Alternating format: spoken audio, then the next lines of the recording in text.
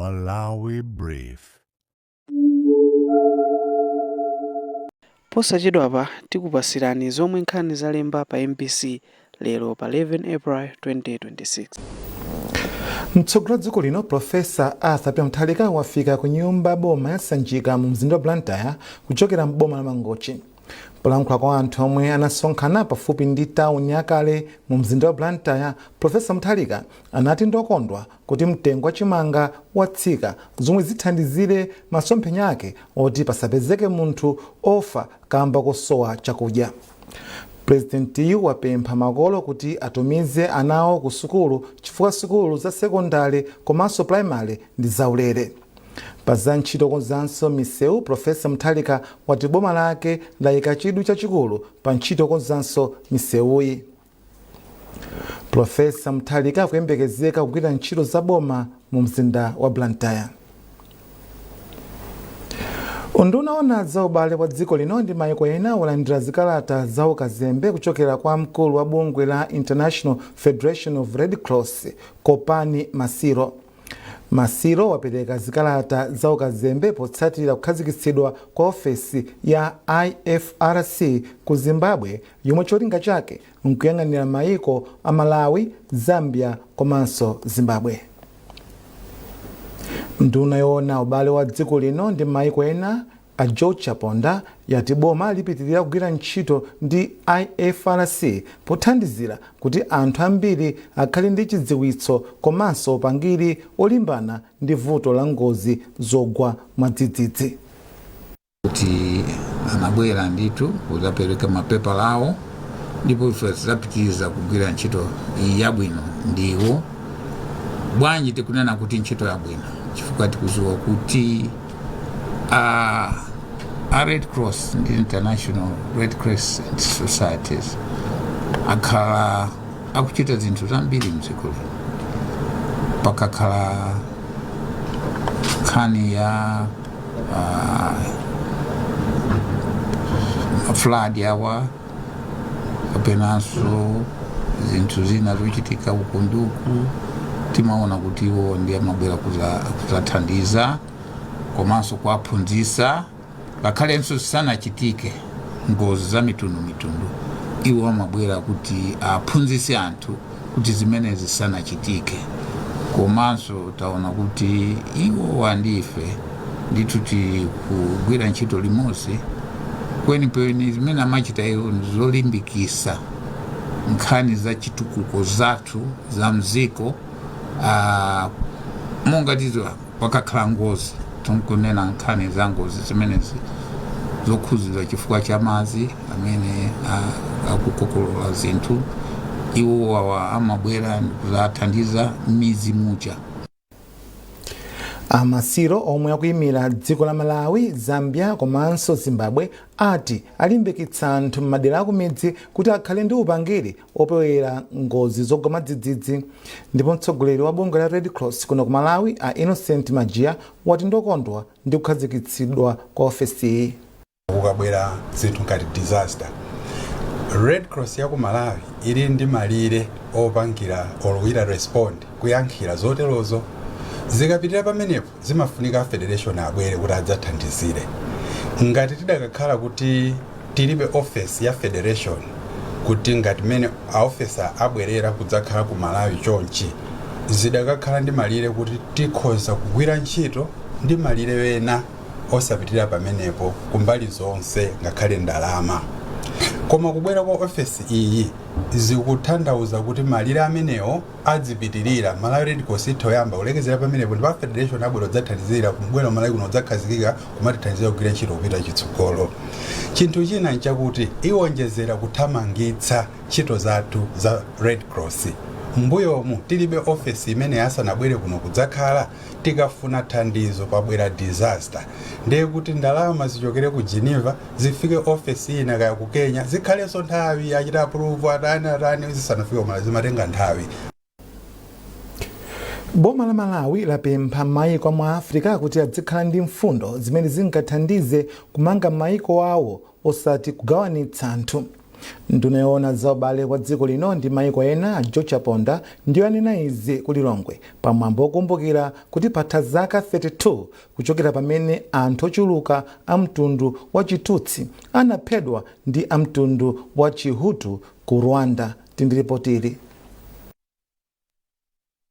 Chaka cha 1994 ndicho sayiwalika kwa anthu a mdziko la Rwanda komanso dziko lonse lapansi kamba kakuti m'masiku 100 okha anthu 100 a mtundu wa Chitutsi anaphedwa ndi anthu a mtundu wa Chihutu. Enanso a mtundu wa Chihutu amene adatsutsana ndi zakuphanazi nawonso adaphedwa. Kuphanaku kunachitika kuyambira pa 7 April mpaka na pa 19 July kamba ka kudana kumene kunalipo pakati pa mitundu iwiri iyi. Mchaka cha 2003 bungwe la United Nations linakhazikitsa tsiku la April 7 kuti likhale tsiku lokumbukira zinthu zimene zidachitika mdziko la Rwanda. Pachifukwachi nzika za mdziko la Rwanda zimene zikukhala kuno ku Malawi zinasonkhana mu mzinda wa Lilongwe kudzakumbukira tsikuli. Polankhula pamwambowu nduna yoona za kunja kwa dziko lino komanso ubale ndi maiko ena a George Aponda anati atsogoleri a maiko a mu Africa akuyenera kumalimbikitsa ubale ndi mgwirizano pakati pa anthu awo osati kugawanitsa anthu mdziko. Aponda anati maiko a mu Africa akuyeneranso kuphunzira kuchokera ku Rwanda kamba kakuti ngakhale dziko la Rwanda lidagawikana pakati ndipo zinthu zambiri zidawonongeka koma lakwanitsa kulumikizananso ngati dziko limodzi ndi kupita patsogolo pa nkhani ya chitukuko. Taphunziraponso kuti ngakhale dziko litawonongeka mungathenso kubwerera back chimozimozi kwathu kuno. Dziko lathu lisinali kuti lawonongeka kwambiri koma chifukwa cha utsogoleri wathu wa Professor Arthur Peter Mutharika tikubweza limodzi zinthu kuti zikhale mmene zimafunikira kuti azinthu azikhala okondwa kuti kwathu kuno ndi ku Malawi. Chimozimozi ku Rwanda zimene achita iwo pa nthawi imene chiyambire paja ndi zinthu zopangisa chwidi maiko ena chifukwa sopano lino kumene kuja ndithu chitukuko chikuoneka bwino anthu akudya bwino. Kazembe wa dziko la Rwanda kuno ku Malawi a Emmanuel Bugingo anati pakadali pano mitundu ya Tutsi ndi Hutu ku Rwanda ndiyogwirizana ndipo adakhululukirana. Iwo anati maiko a mu Africa akuyenera aphunzirepo pa zimene zidachitika ku Rwanda chifukwa izi zidachitika kamba ka anthu ena andale amene anali ndi zolinga zoyipa. Pamwambowu panalinso kuyatsa makandulo zomwe zimayimira chithunzithunzi chakuti kutsogoloko kuli chiyembekezo chabwino cha anthu a mdziko la Rwanda. Patrick Dambula, MPC, Lilongwe. Unduna wa zamtengatenga ndi zomangamanga wati boma ndiodzipereka popititsa patsogolo ntchito za chitukuko cha misewu ponena kuti ndi nsanamira ya chuma cha chitukuko cha dziko. Nduna mundunawu Ajapi Muhango imayankhula pomwe imatsekulira msewu ochoka pa Crossroads kufika pa Kanengo mu mzinda wa Lilongwe. Emmanuel Chikonso walemba ripotiri. Nduna ya zamtengatenga ndi zomangamanga Ajapi Muhango inayamba ndi kuyamikira boma la China kamba ka thandizo lawo pa chitukuko mdziko muno kuphatikizapo msewu watsopano odutsa galimoto zinayi wochoka pa Crossroads kufika pa Kanengo omwe unayamba mchaka cha 2017. Msewu ndi wa makilomita okwana 9.5. Amuhango ati boma la Mutharika ndi lodzipereka pokuza ntchito za misewu ponena kuti ndiye gwero la chitukuko cha chuma cha dziko lino ndipo ntchito za malonda zimapita patsogolo. Mawu okondwa kwambiri kuti ntchito zimene anayamba kukuta moyo 2 His Excellency Professor Arthur Peter Mutharika zikupherezeka. Ntchito imene tinayamba mu 2017 kusanira zimakata ndi azathu ku China lero lino tikusegulira msewu. Ananena akukuta moyo kuti ntchito zimene anayamba okha azazimaliza okha. Chimozi mwa iwo ndi zimenezi. China mwa icho ndi bridge la Lilongwe lija. Ndi zina msewu M1 nzambirimbiri zimene anayamba ndipo azimaliza okha. Amuhango adzudzulanso mchitidwe osasamalira chitukuko chomwe boma lamanga ndipo ati nkoyenera kuti mzika zonse zitenge gawo posamala chitukuko cha dziko. Zitukuko boma likamanga ndi zathu tentisamalire tisaononge tisabe chifukwa timakati kuzibera toka tikuononga katundu wathu yemwe amene timugwire malamulo agwira ntchito ndithu kuti zimene samachitike ndi kutenga amene mapasa azathu apolisi komanso asite. Kazembe wa dziko la China Liu Mziu ati ntchito za chitukuko zotere zikutanthauza ubale wabwino pakati pa dziko la Malawi ndi dziko la China. Kazembeyu analonjezanso zopitirizanso msewu kuchoka pakanengo kufika ku bwalo la ndege la Kamuzu. Ntchito yomanga msewu wa M1U inayamba mchaka cha 2017 ndipo ndi ya 44 biliyoni kwacha. Emmanuel Chikonso, MBC Lilongwe. akuluakulu oyendetsa bungwe la chikhalidwe cha mlakhwa lomwe Cultural Heritage yati ndodzipereka kupitirizabe kusunga chikhalidwe komanso kuthandiza kutukula umoyo wa anthu mdziko muno kuphatikizapo anthu a mtundu wa Chilomwe. Izi ndi malinga ndi chikalata chomwe akuluakuluwa atulutsa chosankha a Montfort Mphatso Howahowa ndi a Jubek Monjeza kukhala mamembala atsopano oyendetsa nawo gululi la Board of Trustees. Chikalatacho chomwe wasanira ndi wapampando wakuluakulu oyendetsa bungweli la mlakhwa lomwe a Muchana Khwaye Mpuluka chati anthu omwe wasankhawo ayamba kugwira ntchito yawo kuchokera pa 1 mwezi uno. Malinga ndi chikalatacho bungweli ndi chikhulupiriro kuti anthuwa athandizira kupititsa patsogolo cholinga cha gululi. Zathu zipitirira. Alimi a mbewu ya nandolo mdziko muno awalangiza kuti apeze njira zopangira zinthu zina kuchokera ku nandolo ndi cholinga chakuti azipeza misika nandolo m'mayiko akunja. Wapampando wa bungwe la alimi ya nandolo Mai Susan Chimbayo ndiye mwanena izi pa msonkhano ofuna kukambirana njira zopititsa patsogolo malonda a nandolo mdziko muno. Iwo afotokoza. Chifukwa anthu anali omasuka kuyankhula amene akuganizira umene uli mwa nandolo ungapitisire patsogolo. Nandolo ni mbewu imene ingabweretse forex kwa chifukwa chonena kuti sitipanga amene zimayenera kukhalira imapezeka kuti alimi amene timalima nandolofe tikupitirirabe kutani kukhala osauka osapindula. Ndiye pali njira zambiri zimene zingatithandizire kuti ulimi wathu wa nandolo upite patsogolo, alimi enyache ndi kupindula. Komanso panali mabuyers ma processors amene anena zofoka ngati zimene timapanga ife alimi. Ndipo mawu ake mkulu wa dera la zachitukuko cha ulimi la Blantyre DD Mai Anile Msukwa analangiza alimi a nandolo kuti azikhala m'magulu kuti azigulitsa nandolo wawo pa mtengo wabwino. Kutenga malo mwina maboma pafupifupi 5 akuzala kwambiri ndiyeno chimene takambirana kumano mmene tinali nawo ndi anzathu amene amatithandizira taona kuti chimene tikuyenera kupanga chonena kuti nandoloja asamangogulitsa mmene alimi athu koma azitha kumupanga kuti pachizungu amati value addition kuti amusanduse akhale ndi zakudya zimene tikhoza kugulitsa ngakhale kunja.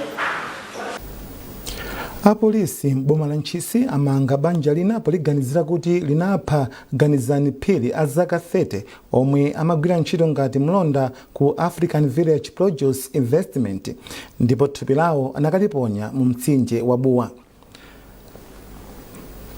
Apolisi ofalitsa nkhani za polisi mbomali a Salome Ziambo wati oganizidwawa ndi Eresani Chikululira azaka 65, akazawo a Esther Chikukulira komanso mwana wawo Isaac Eresani wa zaka 30.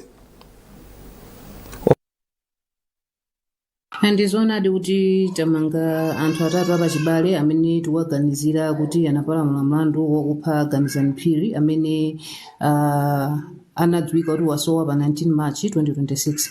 Amakamaka Ganizani Phiri anali atapita ku ntchito koma amagwira ntchito ya ulonda ku African Village Produce Investment ndipo pa tsiku limene lili atapita ku ntchito sanabwererenso ku nyumba ndipo ngati apolisi tinayamba kusakasaka munthu ameneyo zomwe zatipangisa kuti tikamange anthu amenewo atatu abanja limodzi amenenso ndi achibale yake a malemuyo. Anthu omangidwawa ndi bambo wake Eresani Chakukulika zaka 65, mai yake Esther Chakukulira ndi mwana wawo Isaac Eresani wa zaka 30 onsewa amachokera muzi mwa Kadzaye mfumu yaing'ono Masanya ku Ntchisi konkuno. zadziwika kunena kuti atamupha m'bale wawoyu anamumangirira panjinga ndikupita nayo ku mtsinje wa Buwa komwe anakamponya kumenekoko. Ndipo ifeyo ngati apolisi pakadali pano dakali pakalikiliki kuti tipeze thupi la malemu ameneyo komanso kumanga anthu ena amene akukhuzidwabe ndi nkhani imeneyi. Mu nkhani za masewero, boma lati lipitirira kuthandiza kukweza ntchito za masewero osiyanasiyana mdziko muno kudzera m'matimu omwe ali pansi pa klabu ya civil service omwe amalandira thandizo kuchokera ku ofesi ya mtsogoleri wa dziko lino ndi nduna. Mlembi wamkulu mu ofesi ya mtsogoleri wa dziko linoyu Rashid Mterera ndi wapereka chitsimikizochi pamwambo opereka mphotho kwa osewera omwe anachita bwino ku matimuwa chaka chatha. Zambiri mulipotiri. Amterera ati klabu ya Civil ndi msanamira wa chitukuko cha masewero osiyanasiyana mdziko muno kamba kakuchuluka kwa masewero omwe ali pansi pa kalabuyi. Iwo ati boma ndi lodzipereka kupitirira kukweza ntchito za kalabuyi ndi kusamalira umoyo wa osewera. Amterera anapitiriza kupempha makampani ena kuti athandizire pa ntchitoyi. Osewa ma sports code ali ndithu ndi budget line imene unena kuti football budget line yawo ndi netball, athletics ndi ena otero. Zonsezo zilipo mwina iyo sivuto kwenikweni kuti ndalama zilipo pa budget line kapena palibe ndalama zilipo. Mwina nkhawa ndiongonena kuti ndalamazo ndizokwana ndiye ndalama monga mmene muyidziwira palibe amene ananenako kuti ndiyokwana. Koma mbali yathu tikuyesetsa kuti nthawi ikakwana mwezi ukatha funding ipezeke kuti iwowa asamakanike kupanga zimene anakonza kuti apange. Mkulu wa bungwe la Malawi National Council of Sports Jim Kaluwa wayamikira ofesi ya mtsogoleri wa dziko linoyi kamba kachidwi chake chokweza masewero kudzera mu thandizo lomwe imapereka ku kalabuyi. Kaluwa anakumbutsanso matimu ndi mabungwe kukhala ochilimika posaka thandizo la zachuma kudzera m'maubale ndi kampani zina komanso kudziyimirira pawokha kudzera mu ntchito za malonda. Imene ndi nkhani imene ndakhala ndikumalimbikitsa masiku onse.